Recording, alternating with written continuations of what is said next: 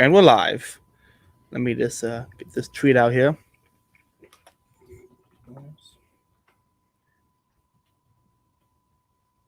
Come on, there we go. You want to hop it up in my Twitter has been weird about this lately. I'll try to tag people, and they won't ever pop up in the thing. That's annoying. Yeah, I had to save a draft. Go find a guy. I got the sound going from the other stream. There we go. I had to save a draft, find a guy, go ahead, tweet at him, copy his handle, and then paste it into the chat because it just would not pop up. I could search him, but I couldn't tag him. It was the dumbest thing. That is annoying. Okay, here we go. There we go. So I saw the Twitter shitstorm that you and Clint and Ace and Cyprian now, and pretty much everyone is just hopping in. Oh, Cyprian's in it now? Yeah, him and Ace are going at it. Oh man. Yeah, it's I love I see both sides, and I love everyone that's at. And I talked to my friend about it, and I said, Ace has the principled and probably most ethical solution. Clint has the actual solution. Yeah. And it really sucks because I'm always trying to be like that principled. I don't think it's to do evil. I don't think it's to do evil, nor do I think it's to permit evil. But when it comes to this semi-fashion of the government, it's very hard to hold that line, Yeah, I mean, it's if your principles are not applicable, like if you try to apply them to the real world and the result you get is the opposite of the ideal world that you're looking for, then it's like it doesn't matter how coherent your principles are in theory. Yeah. They have to actually port to the real world. And if they don't port to the real world, then you've got to reevaluate the principles. Yeah. I described it as it's a philosophizing midstream. You're trying to argue anarcho-capitalist principles in a very unlibertarian society. And it's not going to get you where you want it. Right. If it did, that'd be great. Right. What you're describing is the endpoint that we need to start engineering toward. Mm-hmm. We need to figure out what set of behaviors, tools, institutions, whatever incentives that we need to create to get ourselves to that point. But we can't act as if we're already there. Yeah. Because demonstrably, if we act like we're already in Ancapistan, or as Pete Quinones says, like we're living in Ancapistan in our heads, then we move away from Ancapistan. We move to greater and greater tyranny. So there's this irony that the current principled application of libertarian dogma actually increases tyranny in the world. Yeah, and on that point of solutions, go join the Mises GOP caucus and hope Andrew is the anti-tax. Yes. Because I got him coming on the podcast September 30th, and I asked him, how long can he stay? He's like, only 2 hours. I'm like, only 2? I have so much I want to talk to you about. I'll limit it to 2 hours, but I'm excited for that one. And I got you and Jay from In Democracy coming on from Hoppy in. Talk about Curtis Yarn. Like he's I don't know if you noticed about him, but he's actually a guy who doesn't believe libertarianism is sin. He believes libertarianism is inherently a sick ideology. And so I am very interested in seeing that kind of conversation and kind of seeing where you guys go from there, because he's great, you're great. It's gonna be a lot of fun. I can't wait. So, it's gonna be when is that? What date? We settled on I think we did Tuesday, the 28th. Yeah. Okay, cool. I'm gonna do a self plug here. I might be getting. I got a bunch of podcasts set up for the future, so everyone listening, subscribe, hit the notification bell. I might be getting Yaron Brook from the Ayn Rand Institute to come on and talk about objectivist parenting, and so that's gonna be really interesting. Kind of see how that comes. I love talking to people about different parenting philosophies. I had Patrick Smith on for Peaceful Parenting, and now I'm gonna try to do the objectivist parenting and try to just kind of go through all the philosophies as a parent, because that's a lot of people who under philosophy aren't parents. And so you kind of get these people who are like teenagers or young adults learning these things and applying them to life, and you never know how to go and apply when they have kids. And I really want to see that kind of principled philosophy applied to everything else. So it's gonna be fun. Yeah, I'm looking forward to hearing that. That Vax Pass thing. Like I live in Florida, and so I'm lucky because I was talking to my friend about it today, and I have a friend who runs a comic book store, and he has cancer, and he's not doing great. Him and his wife's both immune system are just shot to hell. And so I'm like, he should have the right to say, you can't come in here unless you're vaccinated because of the high risk he has of dying. But places like Walmart, if Walmart does a Vax Pass, it was a backroom deal, and it's a corporate system. Yeah. And so it's very like, if I was writing the law, I'd have it be like, okay, small businesses don't apply. Once you reach a certain metric, then you become a public space, which is not very libertarian, not very principled, but I think that's the best middle ground to save small businesses and still fight the semi-fastest, half Jim Crow nonsense that the federal government's trying to throw at us. Right. Yeah. The whole point of this is I just finished doing a live stream over on our YouTube channel on Kingpilled, and we were talking about this right at the very end of the conversation. There's this like instinct within libertarians, which I think is really kind of more of just it's like a liberal thing, generally speaking. There's this instinct to, when dealing with a specific situation, they abstract away and then they're trying to come up with the one single principle that can be universally applied to every single situation. And then they're going to apply that to every single situation. But that's not always viable. You can't always do that. So you've got to take the situation for what it is. And in this case, it's very transparently obvious that this is an orchestrated, organized effort to pressure people into partaking in a pharmaceutical experiment that people don't want to take. So the reason that it's being done is for that reason. So if you say, well, technically they have the right to do all of this, you're ultimately just participating in that orchestrated cabal. You are now serving as a pawn of that. It doesn't matter what your intentions are. It matters what the actual effect is of the specific actions that you choose to take. And so in this particular case, if you choose to try to get all anal about property rights and say, oh, private property, blah, blah, blah, blah, blah, you're really just functioning as a pawn of what you call the state. Yeah. I don't know who said it, but someone said no one really owns their property because they all pay property tax. Yeah. So in reality, we all went from the state, and therefore we have the right to work within the state system to reject this kind of state. I'm like, that's a fair argument.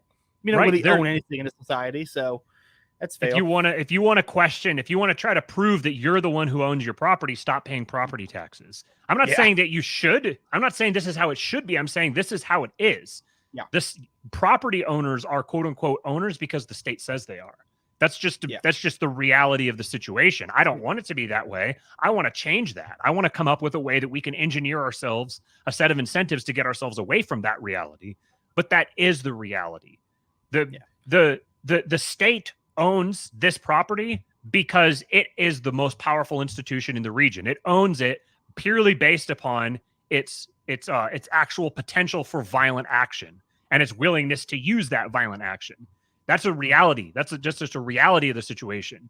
If you want it to be different, you have to first accept the reality. So these property owners are not property owners. They're actually just delegates of the state who have been approved in that responsibility by the state, and so they need to be treated accordingly. Yeah.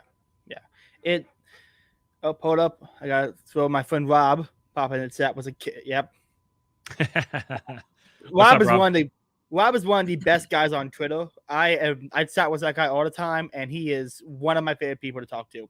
I want him to come on the podcast, but he says, I'm not interested enough. Rob, you're interested enough. Come on the show. Do it. Please. Like, Rob is from Texas, and there's something about people from Texas and Florida. We view politics very differently. Yeah. People in Pennsylvania and other states, they are very autistic about like the state because they can't imagine the state actually doing good. And Florida and Texas, we accept the fact that the state can do good because we've seen it happen. Yeah. I don't think the state's the best good, but it can achieve good.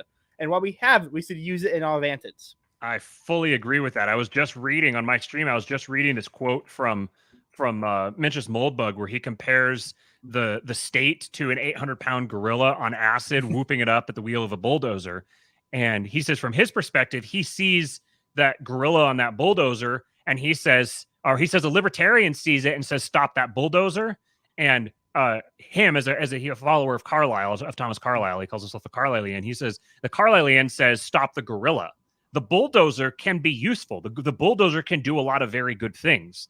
The bulldozer being basically a government, some sort of governing apparatus. And so the goal is that is first to accept that it's inevitable that there's going to be a governing apparatus, and then accepting the one that you have today, acknowledging that it exists and that you can't stop it from existing without first accepting it, and then work toward engineering how to replace it.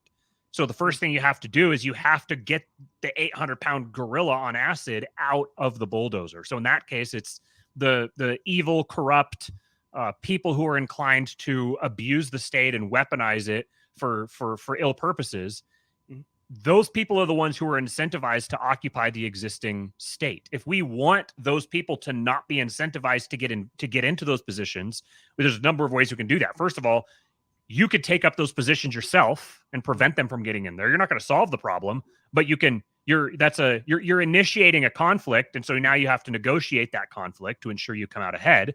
Then you can go read Sun Tzu or whatever you want to try to do that. Or you have to build a new governing apparatus altogether that functions even better than this one, to the point that so many people recognize how good it is that they all abandon this one and move over to that one. Yeah. Now, of course, you're going to have all kinds of issues with it, but that goes into the engineering aspect. That's why I'm pro-success specifically in Florida and Texas. If we can get Florida, Texas, whenever the loser states are in between, this to succeed, I think the King DeSantis government would be so much better. Yes.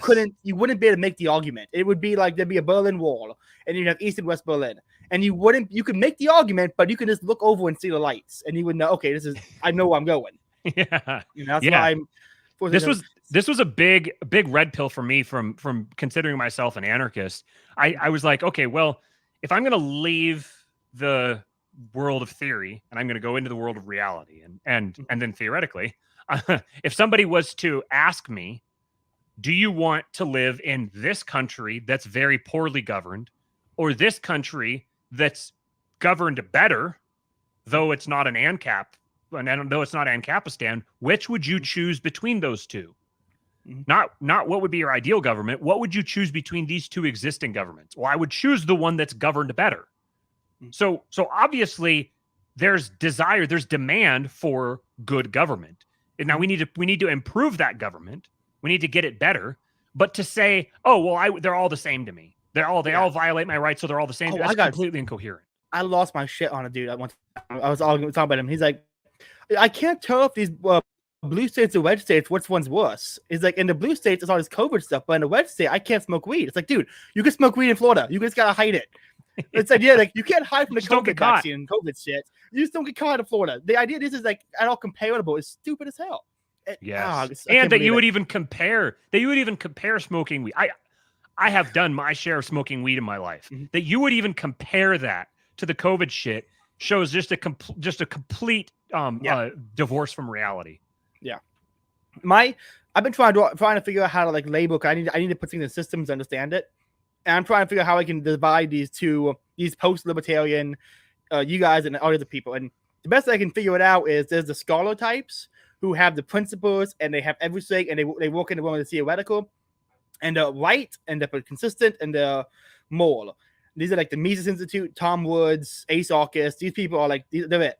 Then there's the philosopher types like you, Pete, Adam, Cyprian. You guys deal much more in the realm of reality and are having actual solutions that may not be principled and may not appeal to the scholars' consistency, but you, I guess, are actually going to, I think, reach something when the scholars are going to sit in the classroom and teach everyone.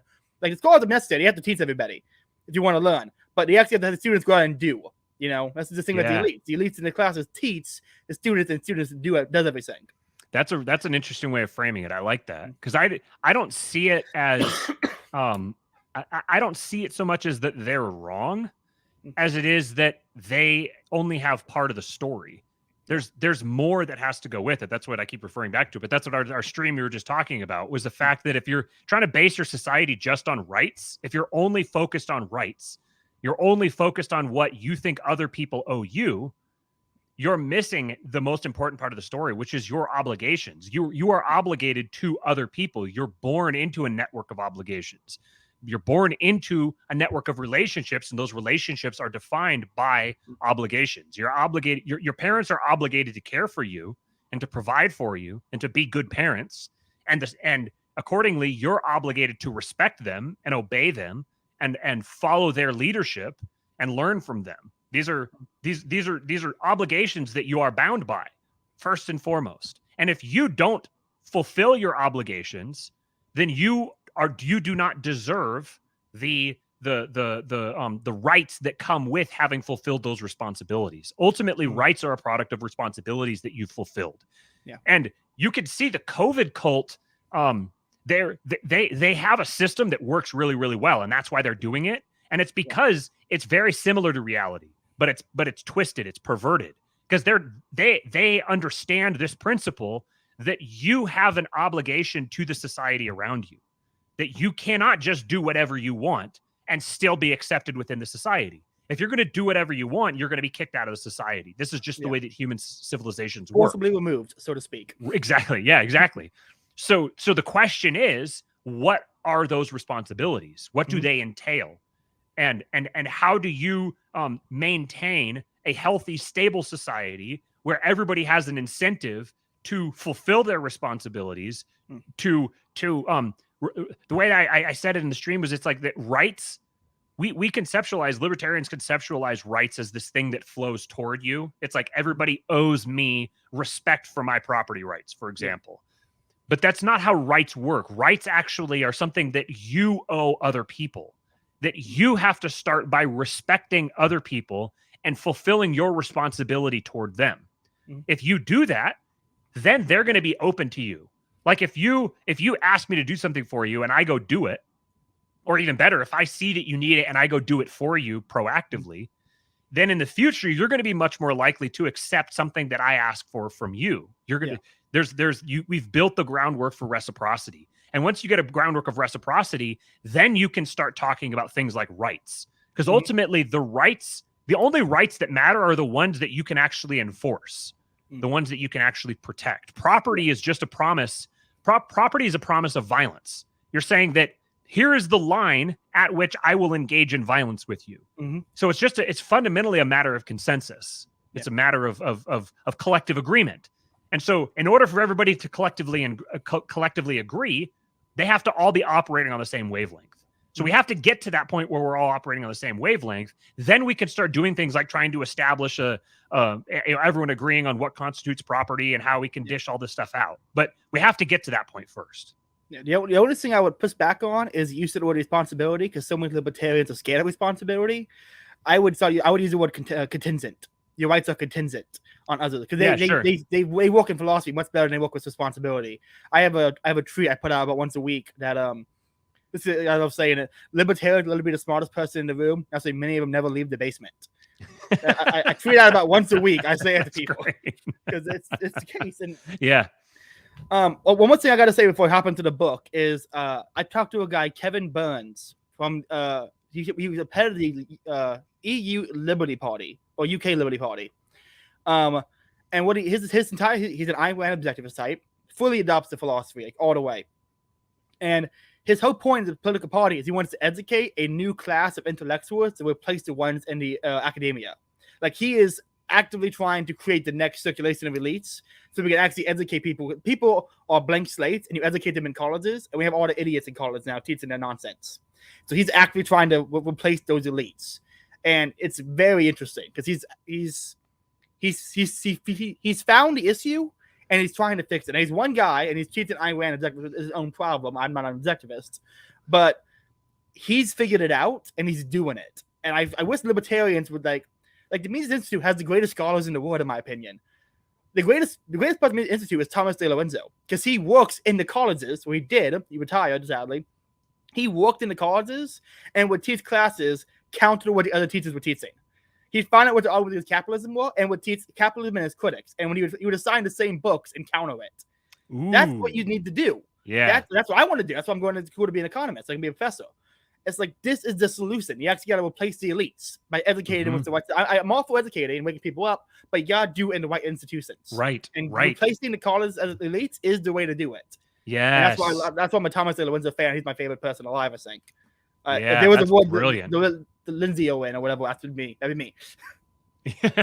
Yeah, you don't. This is a thing that just gets me, that political parties are not evangelistic platforms. They're not. They're places where people who already have an ideology, who already have a belief system to go to obtain power for themselves. That's the purpose of the institution. If you turn it into an evangelistic platform, you've now created a different institution.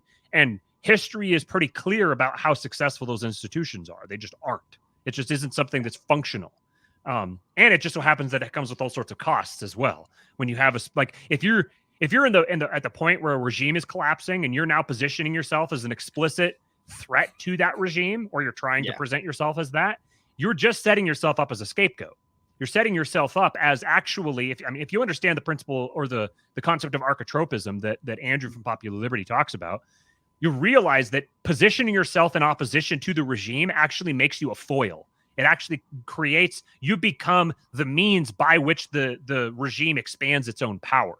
Mm-hmm. So it's just obviously we're not here to debate the merits of the Libertarian Party, but there's a principle to, I think, that you could derive from this book, just kind of segue to the book, that it's a recognition of human societies, recognizing that they have specific patterns to the way that they build and grow and develop and move and evolve, and evaluating them as, like, dispassionately evaluating them as a phenomenon, the way you would a colony of ants or a hive of bees. Just like, okay, this is the behavior that they did have, and then they moved to this point where they had this different behavior. And what was it in between those things? What were the effects or the pressures, the selection, the biases and stuff there that caused them to go from this pattern of behaviors to this pattern of behaviors?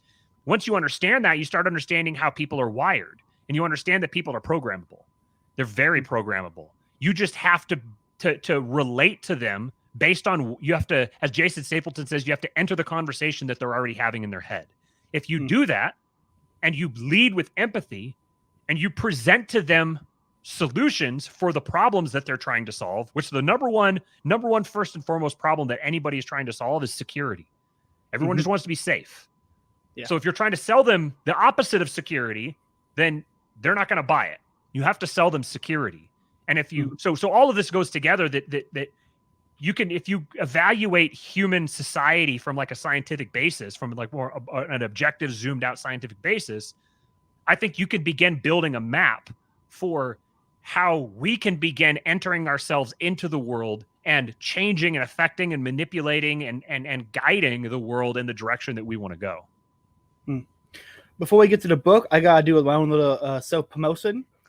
Know what sucks, guys? Money, it just sucks. You know, God said did not have money.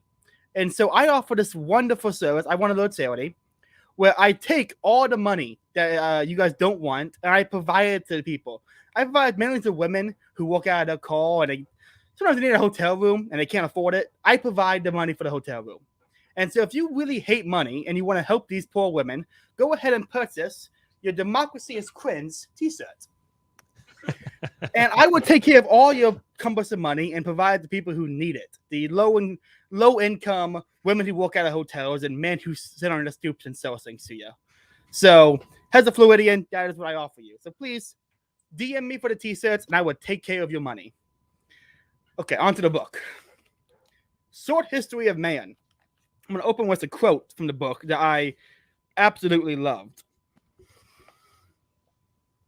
In short, it promotes capital consumption, nor is it an advantage of democracy that free entry into every state position exists, whereas under monarchy, every entry is restricted to the king's discretion.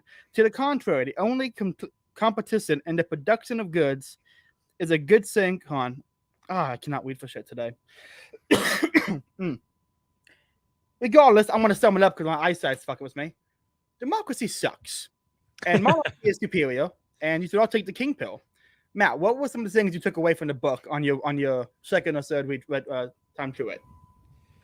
So the biggest thing I took away from it this now third time through it was there was actually the latter half of the book where he kind of goes into, it's sort of like a condensed Democracy, the God that failed, where he makes the case for the existence of a natural aristocracy and the means by which a king evolves out of that phenomenon. It's based on people trying to protect their own interests, and the society naturally stratifies into the aristocracy and then the plebs, and then a single member of the aristocracy who wants to protect his interests over and above the rest of them. He begins appealing to the masses, and he offers the masses a better system than the one that they currently live in, which is probably going to raise them up out of some kind of poverty or serfdom, and it's going to give them a better, maybe a more consistent system of law or something like that. He gives them, he appeals on a populist basis to them, basis to the masses.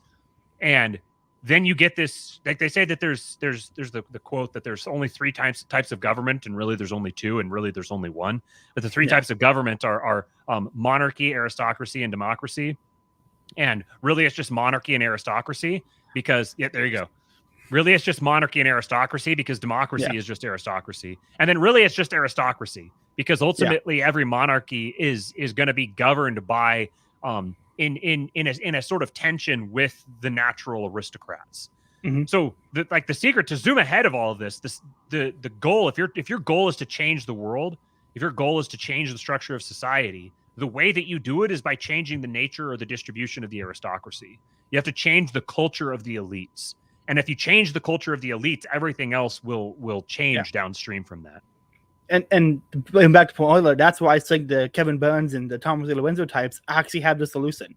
Yeah. Like they're the ones who are actually, like, I think that's what people need. People are gonna, at this point, college is so much, people say you don't need it, but at this point, so many things require it that you kind of have to get it. What sucks. You're gonna waste your time, you're gonna get student debt, and you're not gonna really learn anything. But what you can get out of that is certification to actually make a difference. And with the government about to step in and cover everyone's student debt, because I'm going to college fully on student debt because I have 100% faith that Biden is going to pay for it. At this point, I bet money the government is going to fuck it up stuff over and pay for my school. And this is an advantage. The government's going to fund its own. If you get the people into the colleges to replace the elites and teach new people how to think properly, and the government's going to fund its own takedown because they're going to pay for your school. And this is what we need. We want the government funding its own destruction. And that's what we need to do is gain people into the elites. People that these already exist. These chapters like Carter's, like the Yard, Students for Liberty, Young Americans for Freedom, the Turning Point. These are chapters that exist on college campuses and have people come speak to them. And what does people do? They sit around, they drink beer, and then they leave. They should be learning how to teach. And that's why I really am a fan of this Thomas Taylor Winslow, Kevin Burns strategy, because the elites not only change the future and predict everything, but the intellectuals are the ones that people buy into the intellectual story of how something came to be.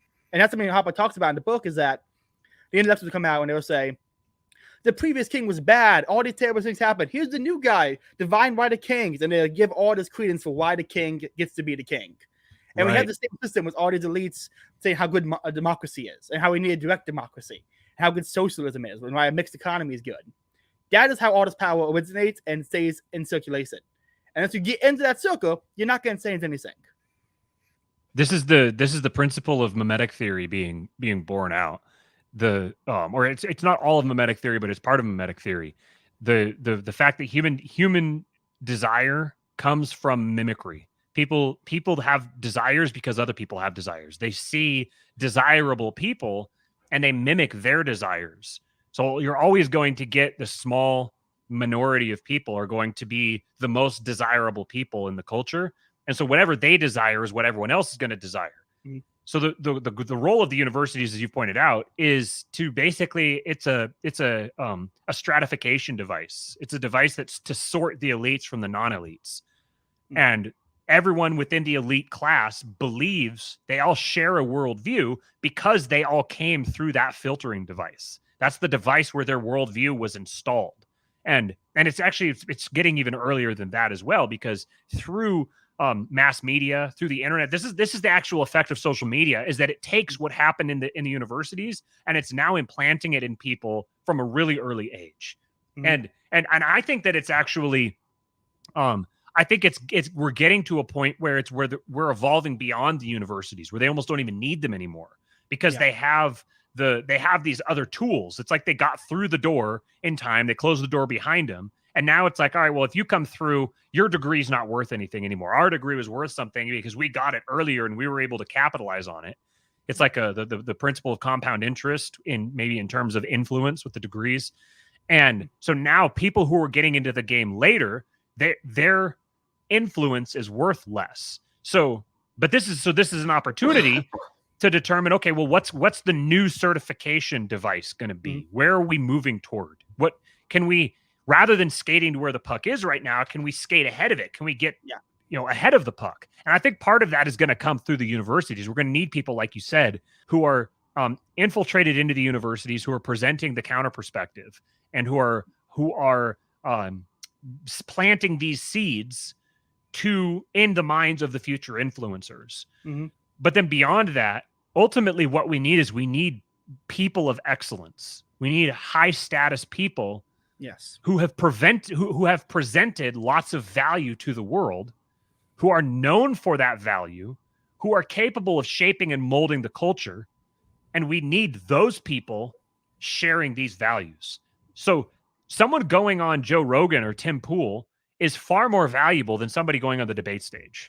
Mm-hmm. Those shows are much more influential in the long run, especially with sustained presence, with sustained messaging. If you're getting lots and lots of people who are naturally winding up on these platforms and presenting their ideas there, this is going to do more to change the future trajectory of the world than getting the best messaging possible into like the GOP and on the GOP debate stage.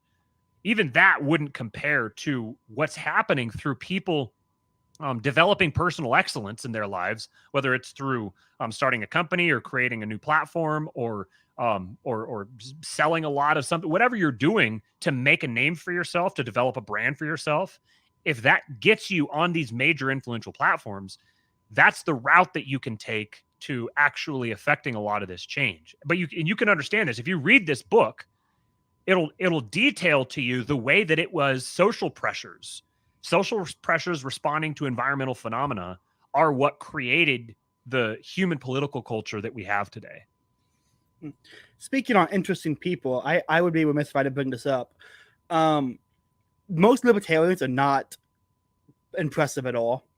They're just not. And that's why I think it's one of the biggest problems with libertarians. I mean, you should want libertarians, and like all libertarians view is socially autistic and people who live in the woods like Ron Swanson. That's not what you want. Yeah. And no one, I think, exemplifies more the unimpressive liberty people. I'm going to share my screen real quick, actually, because I want to show a picture of them. Share screen. Entire. Hold on. I can't wait to see who this is. No one exemplifies loser libertarians than the pink grandma. Now, this is a meme I made when she was complaining about Jason Stapleton wanting to make money. I absolutely cannot stand her. She blocked me because I made this one. Can't keep job at third rate party. It's sad. Make more money, bro. And last but not least, she finally blocked me after where to go. Oh, I can't find it. What was the first one? The one with Jason in it?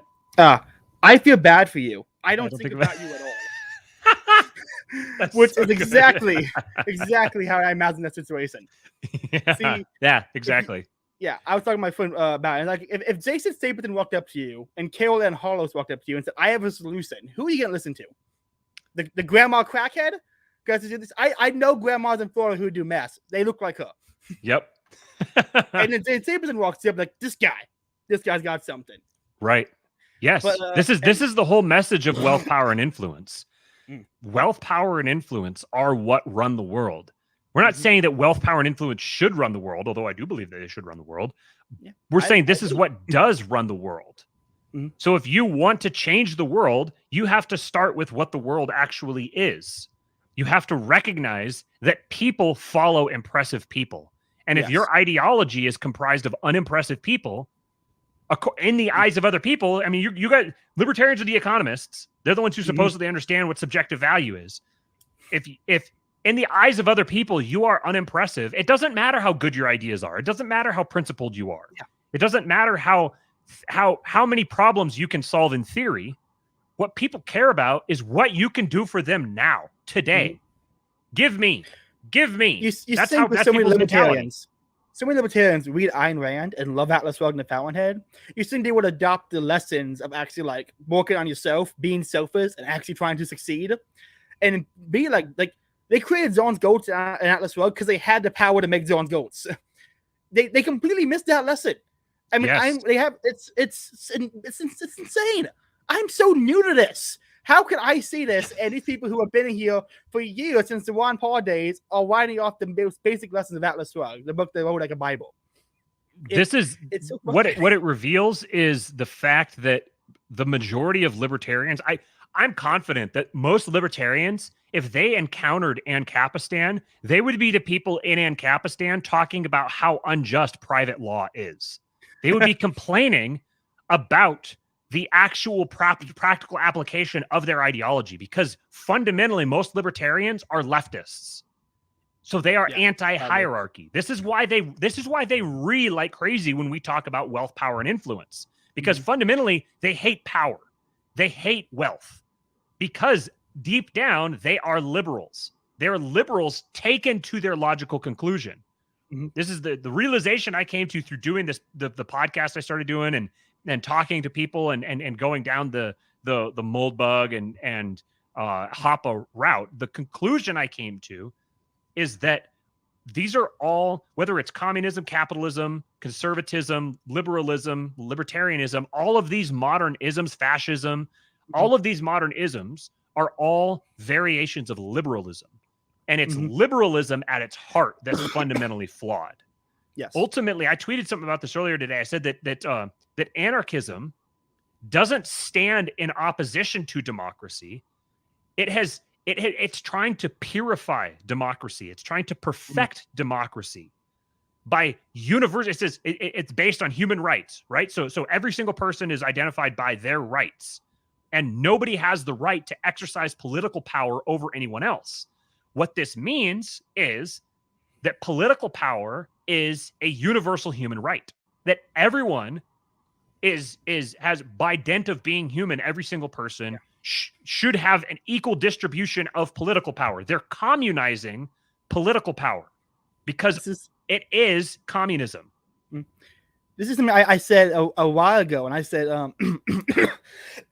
when I was trying to convince people of anarchism, back when I was, stupid and tried to talk to people about things, I've given up on that completely. People are not worth it. If I hop into a Twitter debate with you, that means you're really stupid. I'm going to make fun of you. That's the only reason I'm hopping into a Twitter debate. Which is why I never touch Ace, because I actually respect Ace a lot. Like anyone who can be that consistent, like him and Patrick Smith. I know you guys post them, you guys are going at it, but people like that who are the scholars who are going to teach you the principles, I think are invaluable, and I love those kind of people. No, I said people who really love democracy, and because I don't care about actually convincing them the correct way, I care about getting them to the end point. I said, well, if you like democracy, anarchism is this democracy given to everybody. It's pure democracy. Yes. And everyone has the power to make an influence. And well, that's inconsistent because I'm arguing against democracy and not more democracy, so it can't be argued that way. But I was on to it, anarchism is you don't like these. That's how I argue people about anti-democracy all the time. Is say, I hate these new gas prices, or I hate these minimum wage laws. I'm like, that's democracy. Yeah. You wanted the system, live with it. And democracy expresses itself in anarchy because ultimately it's a leftist worldview, which is fundamentally anti-order, anti-hierarchy. It's anti-borders. It's flattening. It's egalitarian. It's the elimination of distinctions between things, and it's the distinctions between things that actually creates life. Without the distinction between anything, like in the Bible at the beginning, it says the earth was without form and void, and it talks about like the darkness is over the face of the deep. The deep there, that without form and void, that's without order. It's completely disordered, total chaos. There's no life possible within that. In order to have life, you have to bring something into order. Life is brought out of chaos. It's order drawn out of chaos. That's what life is. So this urge to tear down, to destroy, to flatten, to eliminate borders, all of these are leftist instincts, and they're ultimately fundamentally antisocial because those borders are life. That's where life is found, is in those borders, is in those hierarchies. Hierarchy is completely natural. And if you lived in Ancapistan, there would be someone in a position of hierarchical authority over you who would have unilateral say in what you could and could not do. This is the nature of private property. Exactly. The private courts, the private. I love Chaos Theory by Bob Murphy. And the best argument against anarchism is that people don't want responsibility, and anarchism thrust responsibility on them. Yes. And I've tried to argue against that by saying things like, well, you're actually born with that responsibility. And so it's not forcing it on you, it's returning it. But when people are born and choose to buy into it, they give it up and they don't want it back. Right. Yes. You're going to give it away to someone. Yeah. I don't like that about people, but I can't let truth about human nature blackpill me. You have to work with the truth of human nature. Right. And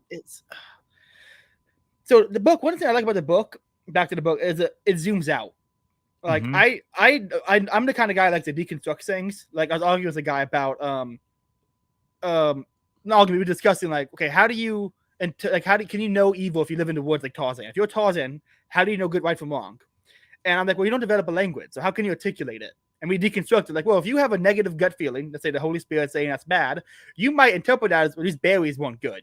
But you also might interpret it as, oh, I did something bad and I caused the indigestion. So you develop your own personal language. So I like to deconstruct things down to the bottom level to try to figure out the truth. And Harper zoomed out all the way to the beginning of everything. It starts with like the Garden of Eden, and you leave the Garden of Eden, now everything sucks ass. And it was great. I love reading like the anecdotal stuff to talk to your friends about how dogs came into, like how dogs became a thing of the barking about the dog being useful. It was awesome. And it's a really fun book. I was talking to my mom about it. Like, this is a fun book. She's like, you're talking about cavemen and evolution, and no one cares. I'm like, yeah, I care. I know. I care, but no one really cares besides the cool people like me. This is one of those things that like there's going to be a natural elite. There's going to be the people who understand this type of thing and care about it and are able to act accordingly. And then there's going to be the majority of people who don't give a shit at all, who just like, it doesn't matter. It doesn't matter. Tell me what I need to do and let's get on with it. So this is why, like with my show, I don't try to appeal to everybody. Steven and I, from a very early point, we're like, we explicitly want to drive people away from our show because we only want the elite people. We want the people who are capable, who are intellectually agile enough and dedicated to the truth enough to be willing to slay any sacred cows necessary, to go through any dogma and get to the actual truth. And that's what with the book, the way he goes to the very beginning and just reasons through using environmental data, using social data, like even just, you can kind of sit down and you can sort of reason through like the dynamics from a tribe that doesn't have any or institution of marriage. So everybody is just kind of screwing everybody and it's cranking out babies like crazy. Yeah. And eventually, we're a nomadic tribe that we're having to move around and we're finding we get to a place and there's not enough resources here for everybody to all be sustained right now. So what we're going to do in order to control the ratio of the resources to the people is we're going to make you responsible for the children that you created. So if you bring a child into the world, you two together, it's up to you to take care of them. And then from there, you also have this asymmetry between men and women, where if a man cheats on the woman, he doesn't introduce, and this is where it'll get controversial because I'm going to say this quickly and he takes a long time to explain it all. But bluntly, if a man cheats on a woman, it's different than if a woman cheats on a man. If you're in a nomadic hunter-gatherer type society or a subsistence level society, because if the woman gets pregnant with another man and brings that baby back, and she could plausibly sell him off as the son of the child of her husband. Now her husband is obligated to care for another man's child without knowing about it. You can't get that the other way around. A guy can't go get a woman pregnant and bring the baby back to his wife and say, actually, this is your baby. Obviously that doesn't work. So from these sorts of just, I don't know what you would call it, just like environmental factors, social institutions evolve. They evolve out of those environmental factors. So you get not only marriage, but monogamous marriage. And the first time I listened to this, I remember exactly where I was when I listened to the part I'm about to mention.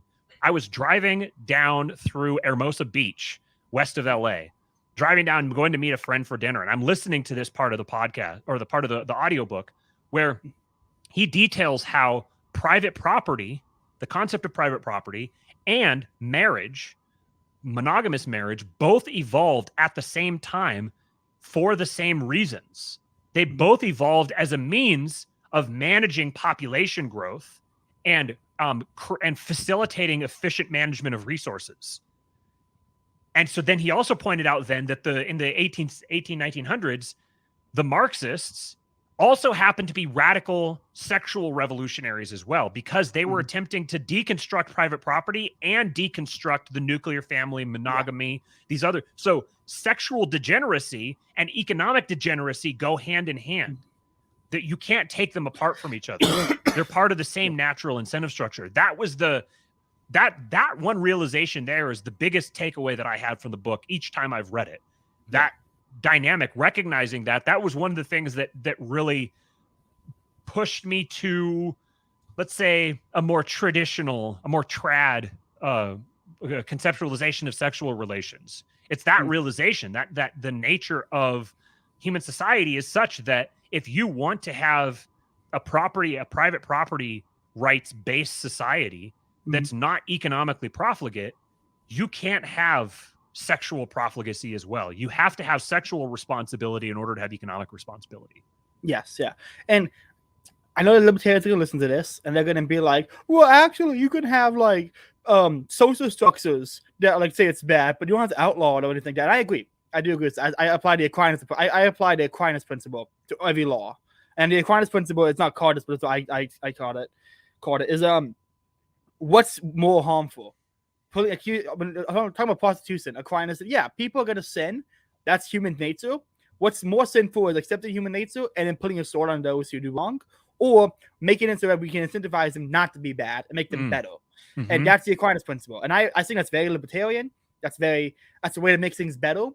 But at the end of the day, sadly, so many people don't think about right and wrong. They think about legal and illegal. Yes. And I really, if I could say anything about society, that'd be the one thing I'd say is I would draw a distinction between legal and moral. And it's so frustrating. I talk to people and I'm like, I'm into like Delta 8, and they're like, "Oh, isn't weed illegal?" I'm like, "It's not illegal, but it should be illegal." I'm like, "But it's not." And I'm like, they can't draw distinctions. Like I was talking to somebody, and they're like, "Christians always follow the law, and any Christians who follow the law is sitting and asking for forgiveness." It's like even the Christians who freed the slaves, because that was against the law, and they're like, "Yeah, even them." And it's like, no, I'm not going to agree with you on that one. It's a frustrating fact of human nature that these people, they can't think about morality. They have to think about legality. It's there was a specific tweet here that's related to what we're talking about. Something I said recently, and I'm trying to remember exactly how I phrased it, but I might just have to go off the dome. The point that I was making is that you can't separate advocating for you can't separate advocating for something to be legal from advocating for something to be good. If you're advocating for it to be legal, it's going to be practically the practical impact of you doing that is going to be the same as someone who's advocating for it to be good. Yeah. So I saw that tweet. I commented on it. Yeah. I commented on it, and I said I somewhat agree. I think that is sadly how it is. I commented about how people view law and legality and morality as the same, and that before you could change any law, you'd have to change the culture around the law, because politics is not in the culture. Right. So before you could change any law that makes things legal, like if you legalize heroin right now, it's weird, because if you legalize heroin right now, there are people who go, well, it's legal. The government ain't gonna let me do something bad, so it might be okay. And the other half, people think, well, it was illegal, and therefore my culture is intrinsically I'm just against it. I don't know why. And I'm not sure what is more prevalent. The people who will think, well, the government won't let me do something bad for me. I mean, my problem is people that I call them passive consumers. They never complain about anything when it comes to business, because the government won't let businesses rob you. They have that like really naive view, and they have the same thing applied to laws. And so that's kind of the problem, I think, with legalizing things before the culture changes. Right. But thankfully, you couldn't change that without changing the culture first, so it's a mute point. Right. Yeah, that's the biggest takeaway is that if you change the culture, then you don't have to worry about the other part. Like and changing the culture is such a massive task that this is fiddling around the edges ultimately. Mm-hmm. The way I found the tweet, I said advocating that something should be legal is, in effect, is an important word that like everybody who freaked out about it, they didn't get that. I said it is, in effect, advocating that it should be socially acceptable. So the libertarian-libertine dichotomy is ultimately a distinction without a difference. Yeah, that's sad. This is because of the way that people respond to it. So the person who is advocating for what's something that we can use? Just so say just for whatever, we'll just use gay marriage. So the person who's advocating for gay marriage because they want to have gay marriage and everything that comes with it. Then if you have someone who's like, well, I don't support gay marriage, but I don't think it should be illegal. And so I'm going to advocate that it not be legal.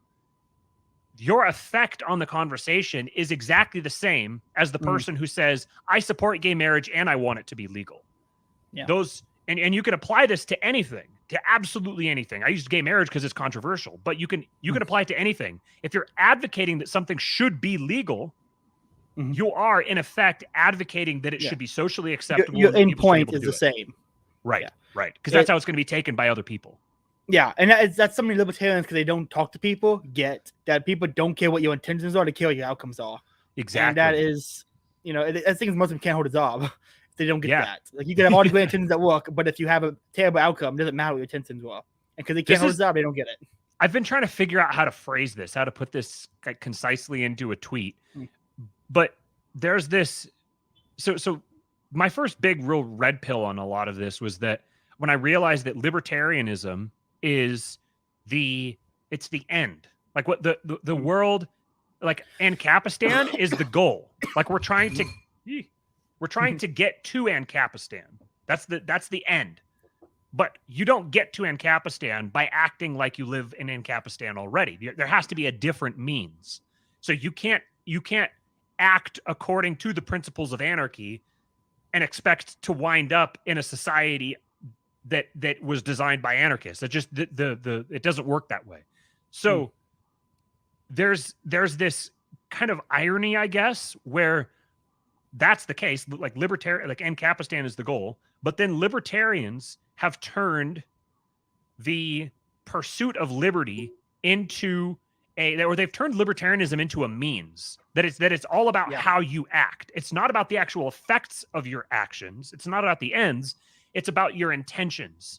So, if your intention is for to respect private property rights, well then if Ron DeSantis passes a law banning vaccine passports in grocery stores, for example, then you're going to say, oh, no, yeah, we don't support that. We have to argue against that. Well, this is that same thing again. If you're arguing against it, you are effectively arguing for vaccine passports in grocery stores.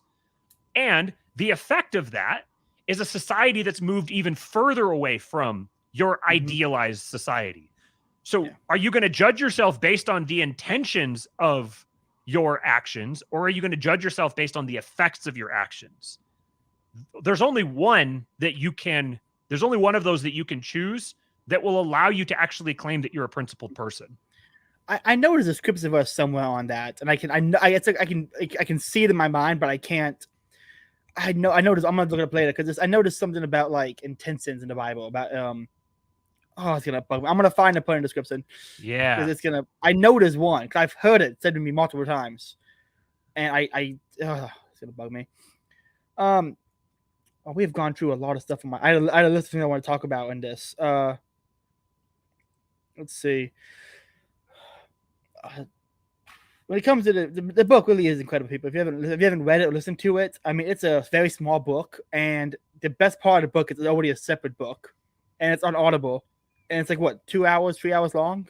It's about 3 hours long, yeah. Yeah, put on times 2 speed, hour and 30 minutes later, you finished a great book. And it's a very easy to read on times 2. Yeah, because the guy who reads it reads slow. I can't do 1.1 speed anymore. 1.0. Me neither. I can't do it. I have a problem now. I'm doing a podcast. I'm like, I just Skull Horn on. I'm so used to listening to Skull Horn at times 2 speed. Then when he's talking to me, I'm like, why is he talking so slow? Is he high? And I realized, I can't times 2 speed reality. I'm not the guy from Click with the universal remote. Yeah. That's a great movie, by the way.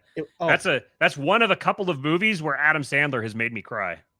That one, Uncut Gems, and that's really for me. I haven't seen that one. Very, very good. It's got Don Cheadle in it. Click scared the hell out of me. the Angel of Death revealed when I watched it when I was young or something. I might be young, but like I don't like horror movies, and assuming it's not a horror film, I get scared easily, so I don't watch a lot of things. But yeah, like I'm the Angel of Death. I'm like, I don't like that. I don't like that. This person walking over scares the hell out of me. Nope, don't like that. It's that movie. I bawled like a baby. Great movie. Mm-hmm. Let's talk about families, because there's so many libertarians I don't think get. It's turned into a sit on libertarians episode. Why is it when you come on, I always end up sitting on libertarians? I like these guys. I'm friends with most of them. Yeah. This is all of this is born out of a desire for libertarians to be better. So it's like we're tearing down so that you could build yourselves back up again. That's the goal. We're identifying the flaws that you have as a libertarian, so that you can address them yourselves to make yourself an even better libertarian. At least that's my goal. Yeah. I don't have a goal. I like to shit on people. Except for Thomas De Lorenzo. If anyone on my podcast is on Thomas De Lorenzo, I'm kicking you off the stream. Like this is a Thomas De Lorenzo and so pissed with Spectre in this household. Those are the people who do not get shit on. Caleb's a simple man. He's got one principle. If you shit on Thomas De Lorenzo, you're off his podcast. That's very simple. That and so Bishop. I do not tolerate disrespect to these kings. Hold up. We got Jose in the chat. Great book. Love Hopper when he delves into history. I do too. I'm walking through my way through Democracy to God That Failed, because I got Zayod coming on to talk about it Saturday. And it is, I can't believe I at one point liked Democracy. Yeah. It's still cringe. Yeah. And I get so listen, I'm going to go on a little tangent here. Conservatives who say we don't live in a democracy, we live in a constitutional republic, are the worst kind of people on the planet. I put you up there as journalists and teachers. You are useless to me as an individual. And I remember I was on Facebook and I said, the constitutional republic is democracy and a cheap dress and a bad lipstick. Yeah. And my youth pastor commented saying, but Caleb, we actually don't live in a democracy, it's a constitutional republic. And at the same time, Biden was doing his like live stream saying when he became president, saying all democracy. And I said it and said, I added him and I said, I'm sorry, but I saw we lived in a constitutional republic. Has someone informed Biden on this point yet? Bingo. If you read the Machiavellians, you will understand what I mean when I talk about the difference between the real meaning of something and the formal meaning of something. Formally, we live in a constitutional republic. In reality, we live in a democracy. And in reality, a constitutional republic is just a form of democracy. This is where people back to the libertarians. I have this, it's extremely exasperating for people to sell themselves as this extremely erudite, like we're the most awakened, enlightened folks, when their definition of left versus right is like Democrats versus Republicans. If that's like you're operating entirely within the construct of a democratic system, which the whole system itself, from its furthest left end to its furthest right end, is all on the furthest left end of all possible political systems. Yeah. So if you are a far right constitutional conservative, you are a leftist. That's the reality. I'm not advocating for this reality. I'm describing it. Yeah. I want to draw a parallel to The Matrix because everyone loves that movie. In The Matrix, people think, oh, well, there's the red pill and the blue pill. The red pill wakes you up. And for this purpose, to say red pill is Republicanism, blue pill is Democrats. People think the red pill is waking you up to reality. And now you are seeing reality for what it is, and you are going to attack the system. And a lot of people, when they take the red pill, like Michael knows that the whole podcast on the red pill, and he basically just boiled down to blue pill is Democrats, red pill is Republicanism. And one of the series about the Matrix is that there's actually two matrices. There's the matrix of those who don't want to combat life. They want to breeze through life, and that's the one they go into. And the second matrix is the one people have to have a conflict, and the red pill puts them in the second matrix. So they're still all inside the system. That explains how Neo can use his powers against the aliens in the real world. It's actually the secondary system. And a lot of people who take the red pill think that I'm going to fight the system. You're walking inside the system to fight the system. Yes. You're not actually combating anything. You're playing the role they set up for you. The system depends upon having people within the system to fight the system. Yes. And that is that's my theory of the Matrix, is that it's actually two matrices, and you're not outside the real world at all. And it comports well with the Republican types who think I'm the outsider. Candace Owens is a dissident. It's like these are not red-pilled people. I had a tweet the other day that the empiricist positive people who rely on numbers, they think they're comporting to reality because they're going to rely on all the numbers, but they're not understanding the stats and numbers are designed by those already in power. They're colorblind, popping blue pills, thinking they're red. Ooh, and that's good. Thank you. It got no traction, sadly. It bugged me. The algorithm's a bitch. It really is. I guess I have these really bango tweets at 2:30 in the morning. They never pop up anywhere. Yes, that's my new saying. I am a wet ass pussy pilled. I am wap pilled. Let's do it. I'm adding that to my bio after this podcast. Wap pilled. One of the things I really love about this book is that this is one of my big takeaways from reading Anatomy of the State by Murray Rothbard was the point about intellectuals providing the framework for the state to justify its existence. And Harper delves into that, and I feel like Curtis Yarvin finishes that. Yeah. Like they really I feel like I don't understand it, but I get it. I get intellectuals are the same. Like these people that you look up to aren't impressive, but they're in control. And that makes them impressive. Right. They're the ones who define it. Because you don't have a definition for powerful without them. Like they are the definition of power in the society. That's what it is. And if you want to do something about it, you have to be able to first accept what is real. You have to accept what is real in order to move towards something better. Yeah. Libertarians. You were bringing up family. That was an interesting angle. Yeah, family. I want to talk about family structures. I listened to a podcast recently from Scott Hahn. He's a Catholic theologian, probably the greatest living theologian. I am obsessed with Scott Hahn. He has a book on the how the Bible became a secular book, and it's about how when you take the Bible into Protestants and Reformation took the Bible and they applied reason to it, and they put the Bible in universities, and how through applying reason, the Bible became a secular book, and how it's been used to justify a lot of evils. He's incredible. And there's nobody better. What book should I read? From Scott Hahn? Yeah. I'm going through Angels and Saints. It's a book all about the angels and saints and how they permeate around you and stuff, and how you can talk to them. It's really good. There's so many good. I have a list actually. Let me get my list on Amazon now because I have a short list of all his best books. What's the one that you were just talking about? Let me see if I can find it on my list. I never use Amazon on my computer. I have no idea what the lists are. Here it is.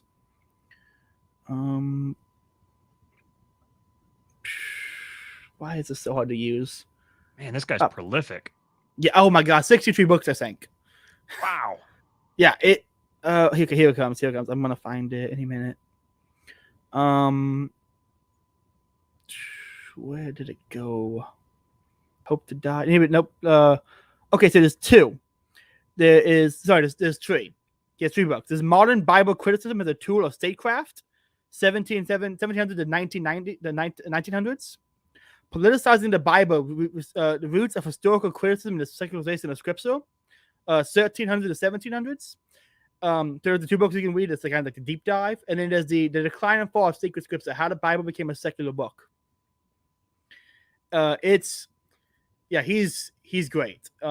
And he did a podcast talking about family structures. And now he has 4 sons, and all of them joined the priesthood. Wow. So he's got a good family structure. He said it's the weirdest thing calling his son's father. That's really, there's throughout the Bible, there's the pattern of fathers who were like great men of God, whose sons were just absolutely a catastrophe. Yeah. The most I'd like the most iconic one perhaps would be was it Eli, the priest Eli, with Samuel, and his sons were just like completely corrupt and bad. There's this strange thing about I don't know why that is. I've never understood why that is. I guess it's a little bit of a departure from the conversation, but I've never understood how you would have great men of God whose sons would be like a complete departure from that. Why do pastors' kids always end up being the worst? Yeah. Like I think it's they have to rebel against something. And so when you have a guy who raises you in a very who was it? Adam Patrick's dad said the reason I raised you Catholic so you have someone to rebel against instead of me. Yeah. I think this is the problem. The kids want to rebel against something, and when the kids raised in the church, they're gonna rebel against you and the church. True. So like if you don't raise your kids in the church at all, then they don't have any reason to rebel against the church. But if you do, then they're going to rebel against something, and likely they're going to rebel against the church. And further, I would argue that being because of the power of generational belief systems, like passing, if you share a belief system with your parents, and if your parents share a belief system with the same with their parents, there's a tremendous amount of power in that accumulation from generation to generation. So my guess would be that the children of religious leaders are targeted even more by forces of evil who are attempting to corrupt them. That would be my theory. I can see that. I've heard some stories. My old pastor, his son's a pastor now, and he talked about how the day he gave up alcohol, he walked out to his truck, and he was like 24 hours after giving it up, and he was having like withdrawal problems. And there's a truck in front of him. The truck drove off, and on the floor was an ice cold beer just sitting there that fell out of the cooler. And he almost drank it. And he saw it. I was like, no, this is probably not. This is here by someone's power. Yeah. And I have no doubt. I have no doubt. He's a great guy. We have all disagreements. When I left the church, I emailed him. We had a huge debate. Because I never leave anything in peace. That's my biggest fault. I never leave anything peaceful. I will wrap up every interaction, letting out how you know what I mean? When a guy quits a job, it's like, fuck you, fuck you, fuck you. That's how I leave everything. I will leave every group like that guy. And that's my own problems. But Scott Hahn was talking about a family structure, and he was talking about him and his wife have his wife's also very smart. They write books together, which is kind of fun. There's a book, Rome Sweet Home. It's about his journey back to Catholicism, and him and his wife write the book together, and it's really good. Ooh. Yeah, I love Scott Hahn. But he talked about how his wife came up from work one day, and his wife was saying, so I put in a transfer for a new location. It's like, well, why did you do that? I saw you loved your job. I did. I saw you loved your coworker. I can't remember the guy's name, so I'm going to say it was Matt. I saw you loved the coworker, Matt. I did. A little too much.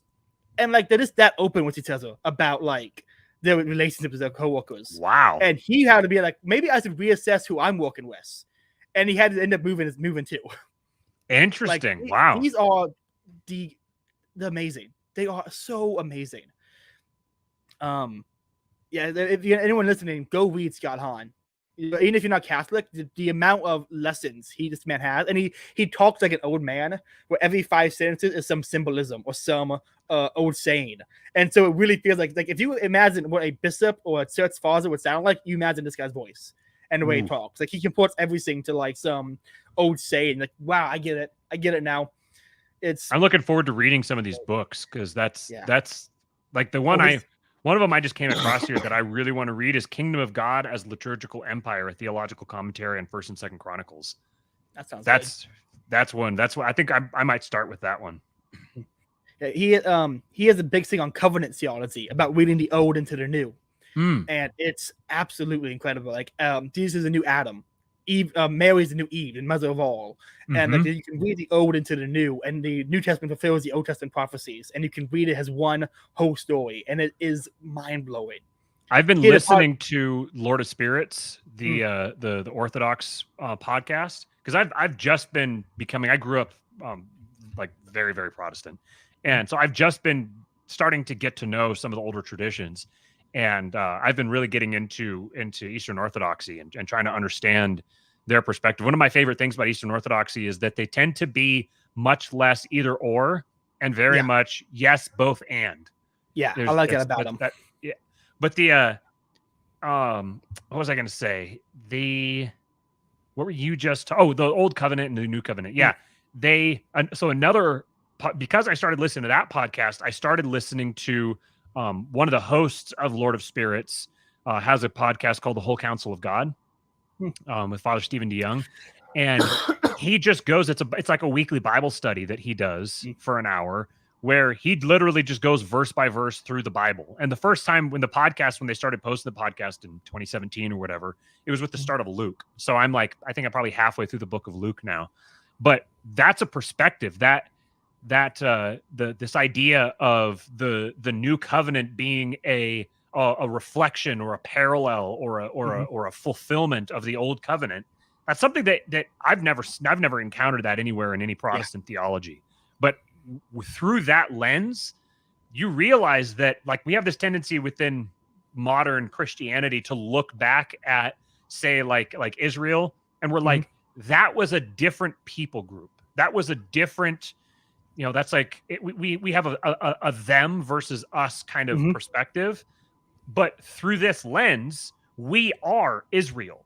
Like it's that group is where it began, and it has expanded to include us today. So we're a continuation of that tradition. Christianity was not a new religion born out of what came before. It was a continuation of it. It was Jesus was a Jew. Upon it. He was a Jew, and I believe he founded the Catholic Church to proclaim Peter this rock. And so there was a straight line through Judaism and Israel to the birth of Jesus to his founding of the Catholic Church upon Peter, and it continues from there.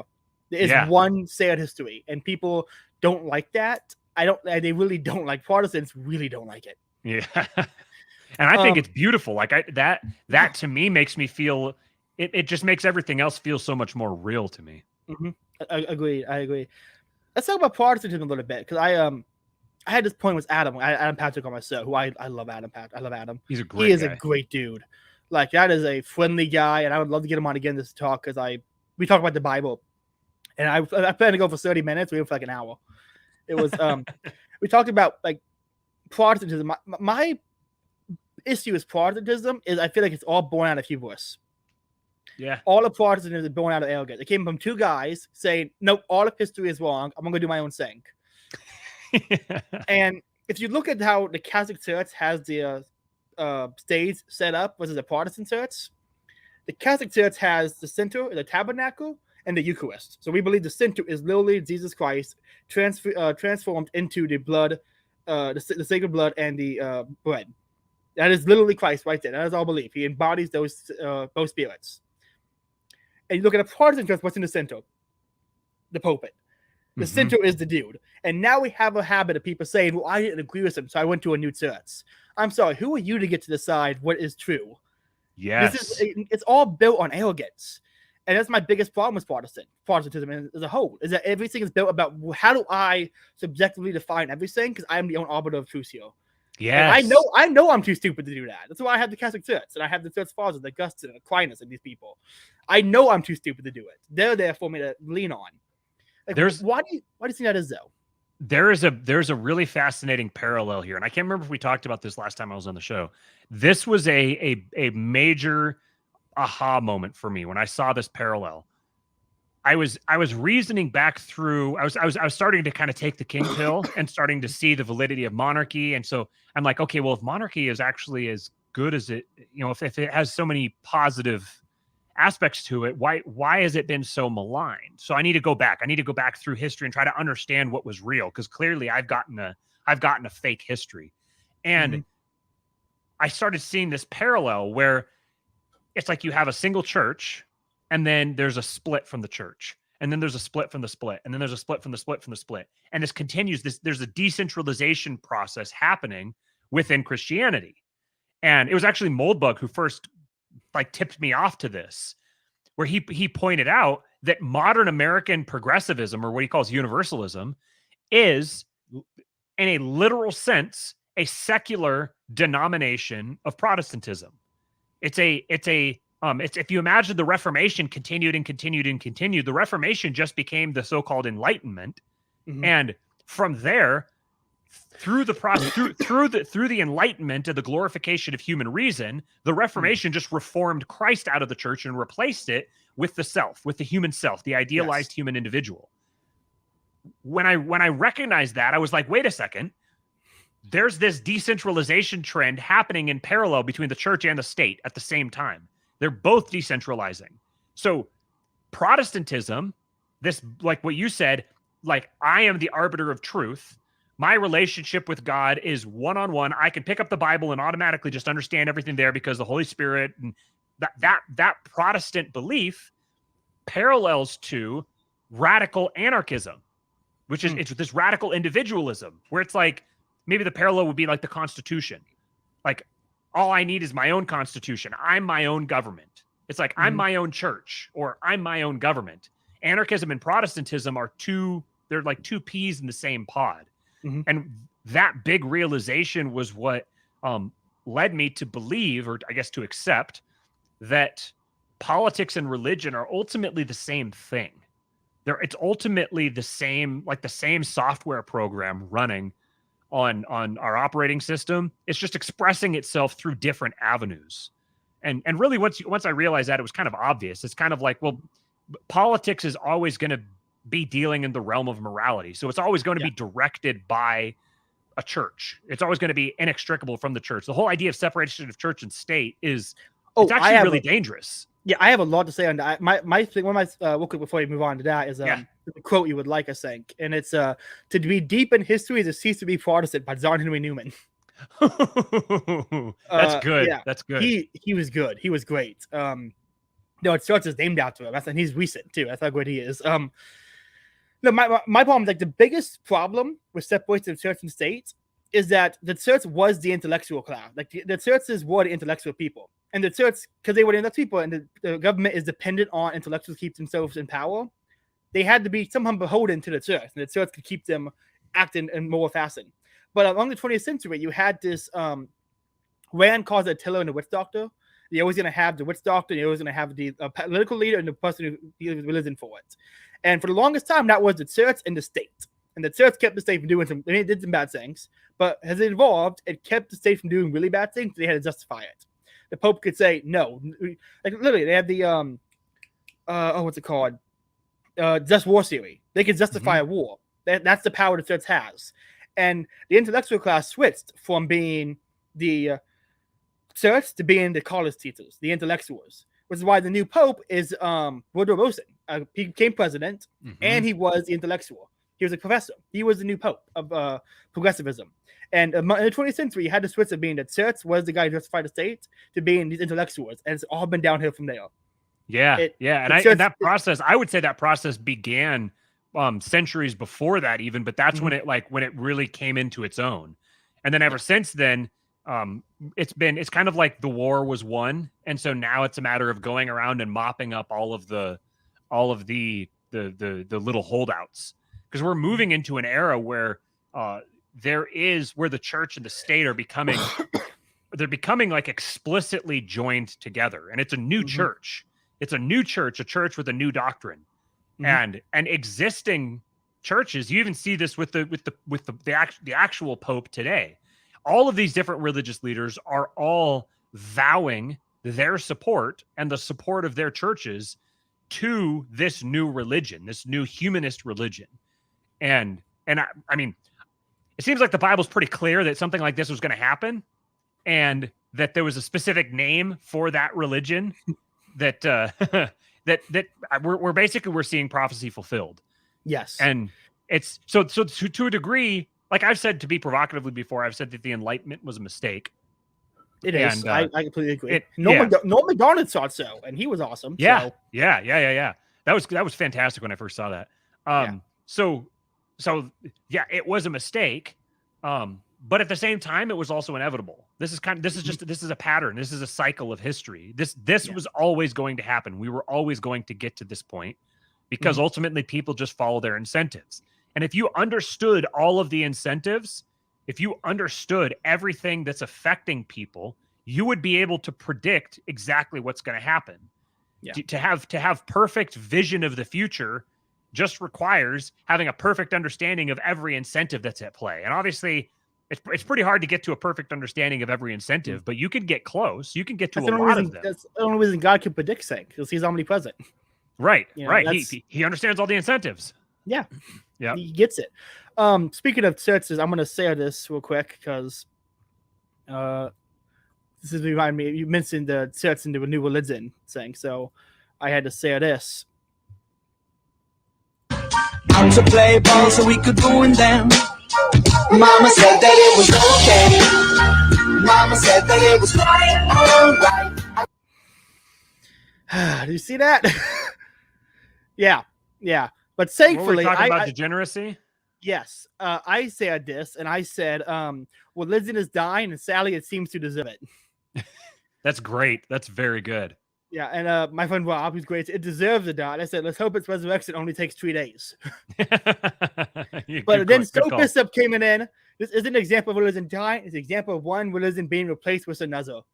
Yeah. God, I love So. Yeah. Every time I get a little black pill, he pops in my feed. It's like, I got you. I know he's not doing deliberate. He just does it. And here's the thing.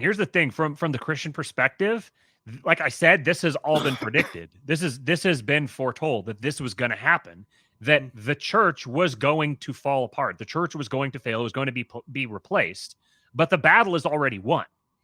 All of this is all just deck chairs being rearranged on the surface. The battle has already been won. Ultimately, the gospel, this is something I've taken away from that Lord of Spirits podcast. That's just brilliant. There's a book actually from one of the fathers on the podcast. He just released. It's called it's Father Andrew Stephen Damick, and I think it's called Arise, O God. Just look up Father Andrew Stephen Damick, and it's his most recent book. What he points out in the book is that the word gospel is not original to Christianity. A gospel was actually a word that was used, that was well known within the Roman Empire. And what it was a message that a war has been won. And this guy who's coming won the war, and here's what he expects of you. Here's what's going to happen. Here's your responsibility. Here's your duty based upon this war that has just been won. So the gospel is actually a declaration of military victory. And, well, if you understand the battle with powers and principalities, that this is spiritual warfare. What we're seeing is it's almost like a movie where it's like at the last, like things get really, really dark, and it seems like, everyone's down and out, and the battle is lost, and all the bad guys are winning, and everything's going well for them, and all hope is lost. And at the last minute, there's the magic over the top with the Riders of Rohan ready to ride, the sun behind them. That's absolutely, yeah. That's exactly. I mean, that's what's been. What's happening right now was foretold, and what you just described was also foretold. That when it got dark enough, that's when when Gandalf would come over the hill with the light behind him, and there's so much symbolism in Lord of the Rings. I'm reading the books for the first time. God, I'm blown away.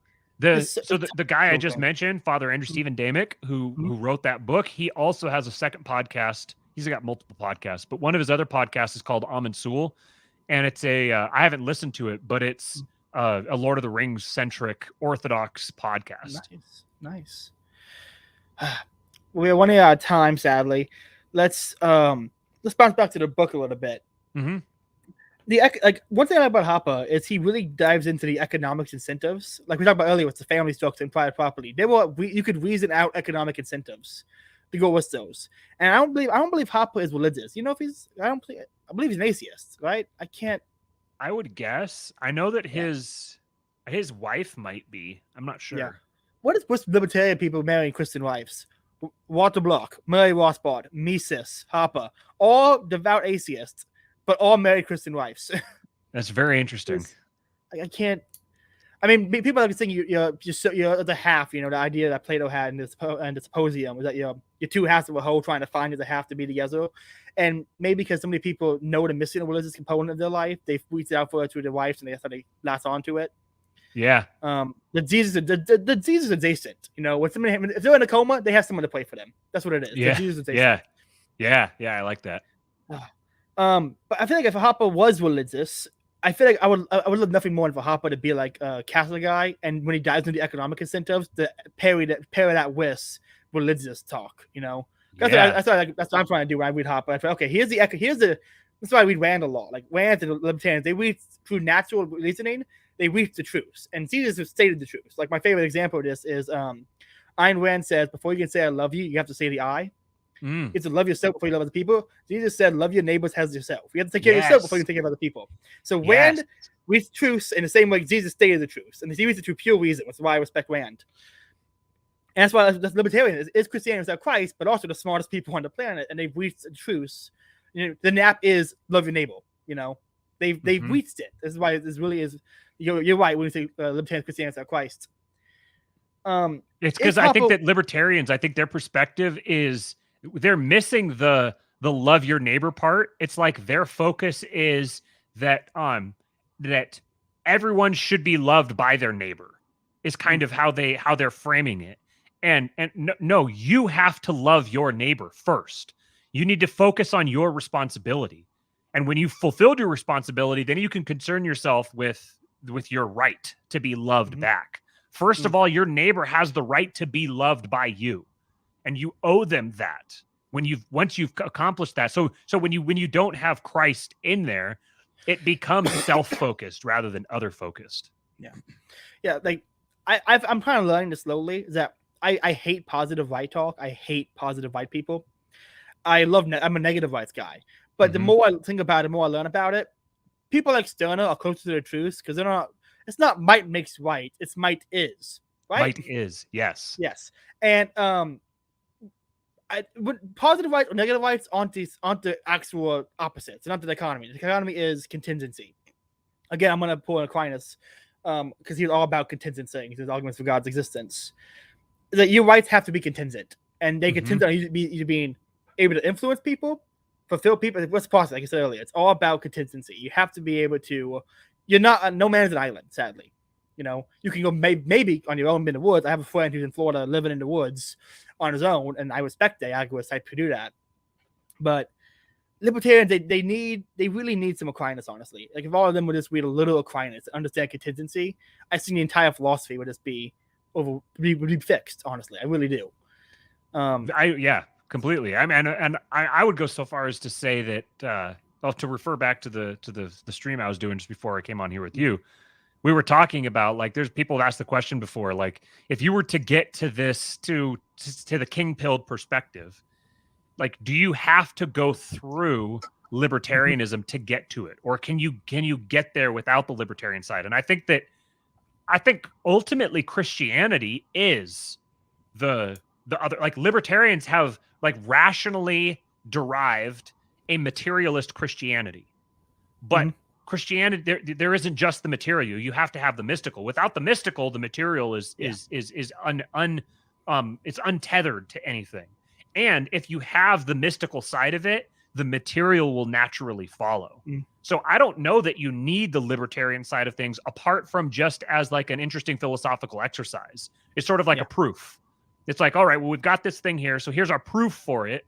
But then ultimately you have the practice, and the practice. I love the way you mentioned that Jesus says to love your neighbor as yourself. Implicit in that command is that you already love yourself, and that you are commanded to love yourself, because you can't love your neighbor as yourself until you've already loved yourself. So you like you have to begin with that point, but then you have to love your neighbor. It doesn't say the greatest law is to love yourself. It's assumed that you're going to love yourself, and then you have to love your neighbor. And so much of libertarianism is so self-focused. It's not just use love as a verb like a physical affection. Let's say love is assistance. The Bible also says, you move this plank in your own eye, remove the speck in your brother's eye. Before you can move the speck, you have to move the plank. Before you can help someone, you have to help yourself. So if you want to influence and help people, you have to be able to have the ability to do so. So if someone needs money, you need to have money to be able to give them. Yeah. So you need to actually build up your own wealth, your own influence. And if you want to actually influence and want to help people, you have to build up your own wealth. And I don't think that is at all opposed to Christianity. Like I remember I was talking with one guy. He said, "I'm not against wealth, but money is the root of all evil." I'm like, you're never gonna make a difference. You're never gonna do anything if you have this. It's crazy. That's the Randian there too. That the selfishness, the Randian selfishness. That you have to look out for yourself, because if you don't look out for yourself, someone will have to, and you've now become a burden upon your neighbor, and it's not loving to be a burden upon your neighbor. So you first have to provide for your own self, then you have to provide for your family, then there's like concentric circles going outwardly, and you have to take each of those in order. If you haven't, Jordan Peterson says to clean up your own room before you try to take on the entire world. You have to begin with yourself. And this is ultimately the message of wealth, power, and influence. And the message of King Pilled is that you have to treat yourself as the king of your own world. You have to take full responsibility for your own life. The king is not, people think of it, the king is like, oh, it's this sexy like position of power and all that. Sure, it does have a lot of power, and that can be sexy, but part of power or synonymous with power is responsibility. Yeah. The king is the one who bears the ultimate responsibility. He Yeah, is if he's not a good responsible king, for. if he's not a good king, to make him head sorter. It is incumbent upon his own Exactly. self-interest to be good to people. Yes. And not like if you tax someone too much, they're gonna rebel. Yes. That's why taxation was lower under kings, because they knew they didn't want to start some shit. Right, You know? right. There was no justification for doing more unless you were going to do it by force. Just be explicitly corrupt and do it by force, and that's really costly. But ultimately, the way that you talked about Christianity there, I just love, like, that Christianity is like a it's almost like the operating manual for a human society. It's describing, like, here is your code, here is your programming. You are programmed in this way. So if you want all good things, ABC, act this way, fulfill this role, be embodied by the Holy, or be indwelled by the Holy Spirit. Embody Christ in the way you behave. This isn't like woo-woo stuff. This is your operating manual. These are your instructions for how to thrive and prosper in the world. You have to begin through empathy, through providing value to the world, to bearing your responsibilities, taking responsibility. And if you do that, then here's all these good things that will happen to you.